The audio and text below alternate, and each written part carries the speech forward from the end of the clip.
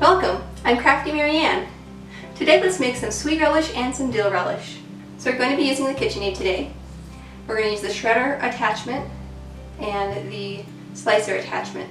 Right now I have the shredder attachment in because we're going to start with relish.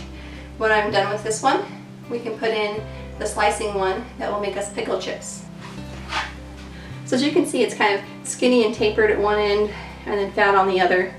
And this is normal. It happens when it's not pollinated enough. So the bee goes many times from flower to flower.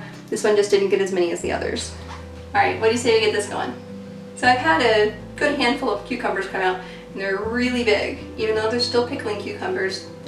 But this will be a great way to use for relish. One thing I did do already was I cut the end off, and I tasted it to make sure it wasn't bitter, because sometimes when it gets too large, it just turns bitter, and you can't do anything with it. It's just gross at that point. So I've got my cutting board started with some to shred, and let's make some relish.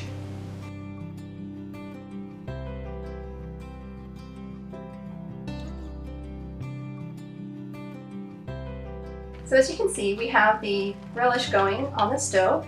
That's the mixture of the brine, the cucumbers, bell peppers, and onions. So as the shredded vegetables and the brine marry together, we're just going to give it about 10 minutes simmering, and then we can pack it in a jar, then water bath it for 15 minutes. So now let's jar up this relish. We're going to get it water bathed.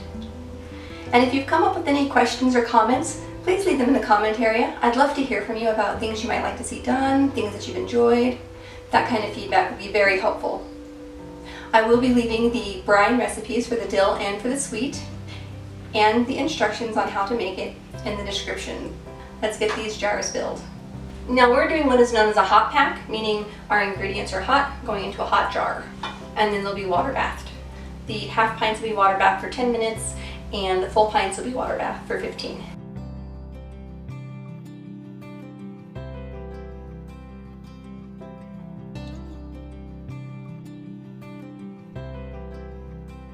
There we go. We have 5 half-pint jars of dill relish, and it tastes amazing. The whole house smells like it, and it's wonderful.